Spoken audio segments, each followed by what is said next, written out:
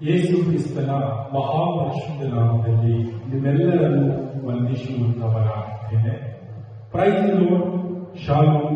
ಈ ಬೆಳಗಿನ ಜಾವದಲ್ಲಿ ವಾಕ್ಯ ಓದಿಕೊಳ್ಳೋಣ. ನ್ಯಾಯೋಕ್ತಿಗಳು 4ನೇ ಅಧ್ಯಾಯ 20ನೇ ವಚನದಿಂದ 23ನೇ ವಚನದವರೆಗೂ ಓದಿಕೊಂಡು ಸ್ವಲ್ಪ ಧ್ಯಾನ ಮಾಡಿಕೊಳ್ಳೋಣ. ಕಂದ, ನನ್ನ ಮಾತುಗಳನ್ನು ಆಲಿಸು, ನನ್ನ ನುಡಿಗಳಿಗೆ ಕಿವಿಗೊಡು. ನಿನ್ನ ದೃಷ್ಟಿಯು ಅವುಗಳ ಮೇಲೆ ತಪ್ಪದಿರಲಿ. ಅವುಗಳನ್ನು ನಿನ್ನ ಹೃದಯದೊಳಗೆ ಇಟ್ಟುಕೋ. ಅವುಗಳನ್ನು ಹೊಂದುವವರಿಗೆ ಅವು ಜೀವವು, ದೇಹಕ್ಕೆಲ್ಲ ಅವೇ ಆರೋಗ್ಯವು.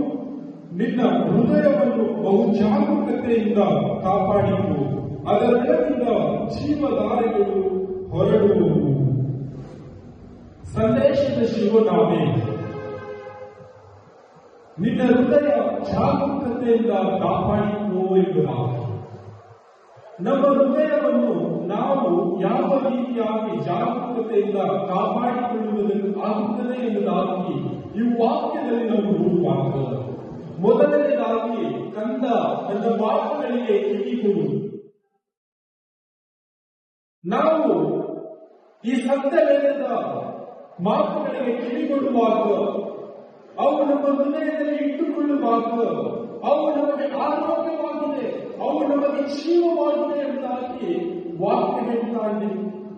ಮತ್ತು ನಮ್ಮ ಹೃದಯದಿಂದ ಜೀವಧಾರಗಳು ಹೋಗುತ್ತದೆ. ಆ ವಿಷಯವಾಗಿ ನಮ್ಮ ಹೃದಯ ಜಾಗರೂಕತೆಯಿಂದ ಕಾಪಾಡಿಕೊಳ್ಳುವಂತವರಾಗಬೇಕು.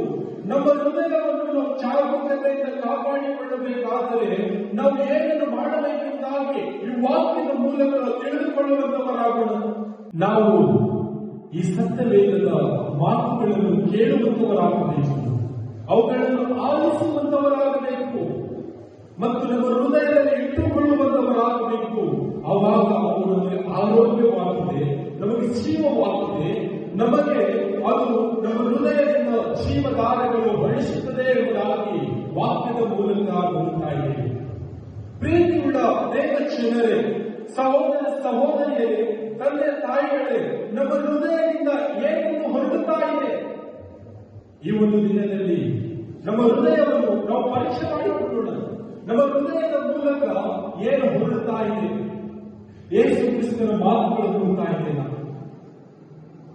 ಯೇಸು ಕ್ರಿಸ್ತನ ನುಡಿಗಳು ನಮ್ಮ ಬಾಯಿಂದ ಹೊರಡ್ತಾ ಇದೆನಾ? ನಮ್ಮ ಹೃದಯದಲ್ಲಿ ಏನೆಂದು ಇರುತ್ತದೋ ನಮ್ಮ ಬಾಯಿಗೆ ಅದೇ ಬರುವುದಾಗಿದೆ. ಆ ವಿಷಯವಾಗಿಯೇ ನಮ್ಮ ಹೃದಯವನ್ನು ಬಹಳ ಜಾಗರೂಕತೆಯಿಂದ ನಾವು ಕಾಪಾಡಿಕೊಳ್ಳುವಂತವರಾಗಬೇಕು. ನಮ್ಮ ಹೃದಯ ನಾವು ಕಾಪಾಡಿಕೊಳ್ಳುವುದು ಹೇಗೆ ಎಂಬುದಾಗಿ ನೋಡುವಾಗ, ಕಂದ, ನನ್ನ ಮಾತುಗಳಿಗೆ ಕಿವಿಗೊಡು. ಕಂದ, ನನ್ನ ಉಪದೇಶವನ್ನು ಆಲಿಸು. ಕಂದ, ಈ ಸತ್ಯವೇದದಲ್ಲಿ ಇರ್ತಕ್ಕಂಥ ಮಾತುಗಳನ್ನು ಹೃದಯದಲ್ಲಿ ಇಟ್ಟುಕೋ. ಕಂದ, ಈ ಸತ್ಯವೇದದಲ್ಲಿ ಇರ್ತಕ್ಕಂಥ ಎಲ್ಲ ಮಾತುಗಳನ್ನು ನೀನು ಕೈಕೊಂಡು ನಡೆ. ನಿನ್ನ ಹೃದಯದಲ್ಲಿ ಇಟ್ಟುಕೋ. ಅದು ನಿನಗೆ ಆರೋಗ್ಯವಾಗಿದೆ, ಅದು ನಿನಗೆ ಜೀವ ಕೊಡುವಂತದಾಗಿದೆ, ಅದು ನಿನಗೆ ಒಳ್ಳೆಯ ಮಾರ್ಗದಲ್ಲಿ ನಡೆಸುವಂತದಾಗಿದೆ, ಅದು ನಿನ್ನ ಹೃದಯದಿಂದ ಜೀವಂತವಾದ ಮಾತುಗಳು ಹೊರಡಿಸುತ್ತದೆ ಎಂಬುದಾಗಿ ವಾಕ್ಯದಲ್ಲಿ ನೋಡುತ್ತಾ ಇದೆ.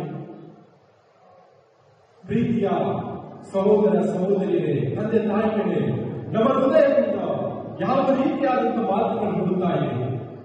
ನಮ್ಮ ಹೃದಯದಿಂದ ಜೀವಧಾರೆಗಳು ಹೊರಡುವಾಗ ಅನೇಕ ಜೀವಿತಗಳು ಕಟ್ಟಲ್ಪಡುತ್ತದೆ, ಅನೇಕ ಮಾರ್ಗಗಳು ತೋರಿಸಲ್ಪಡುತ್ತದೆ, ಅನೇಕ ಜನರಿಗೆ ಆಶ್ಚರ್ಯವಾಗಿರುವಂತದ್ದಾಗಿದೆ.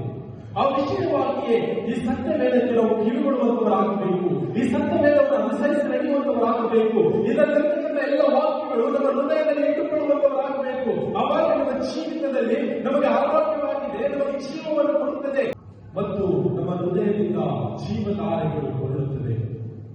ನಮ್ಮ ಹೃದಯದಿಂದ ಜೀವಧಾರೆಗಳು ಹೊರಡುವಾಗ ನಮಗೆ ಆರೋಗ್ಯವಾಗಿದೆ, ನಮಗೆ ಜೀವವಾಗಿದೆ, ನಮಗೆ ಮಾರ್ಗವಾಗಿದೆ, ನಮ್ಮ ಕಿವಿಗೆ ಕೇಳುವುದಕ್ಕೆ ಅದು ಹಿತವಾಗಿದೆ.